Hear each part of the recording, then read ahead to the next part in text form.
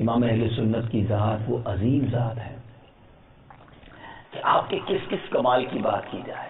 آپ کی سیرت پر جب کسی کو بیان کرنا ہوتا ہے نا، مجھے تو ایسا لگتا ہے کہ وہ کنفیوز ہو جاتا ہے کہ اس عظیم ہستی کی سیرت کے کس پہلو پر بات کریں. اس قدر امیزنگ پرسنالٹی ہیں، اللہ تعالیٰ نے اتنے کمالات دیے کہ عقل حیران ہے. علماء لکھتے ہیں کہ اعلیٰ حضرت کو 55 کے قریب علوم پر ماسٹر کی اتھارٹی کی حیثیت حاصل تھی.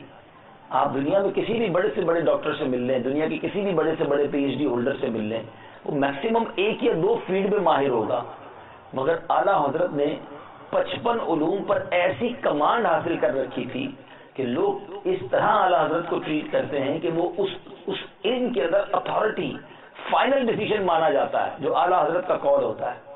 لیکن علماء نے مزید تحقیق کے بعد اب یہ بات کتابوں میں لکھی کہ دراصل اعلیٰ حضرت کے پاس کتنا علم تھا یہ تو اللہ جانے اور وہ جانے. ان سے 55 برانچز آف نالج میں 55 قسم کے علوم کے بارے میں سوال کیا گیا، اعلیٰ حضرت نے ان سب کا جواب عطا فرما دیا. اگر زیادہ پوچھا جاتا تو وہ اور بھی جواب عطا فرماتے. جو پوچھا گیا انہوں نے بتا دیا. وہ ان کے پاس کتنا تھا وہ جانے اور رب جانے. یہ عظیم پرسنالٹی جو ہے وہ امام اہل سنت ہے.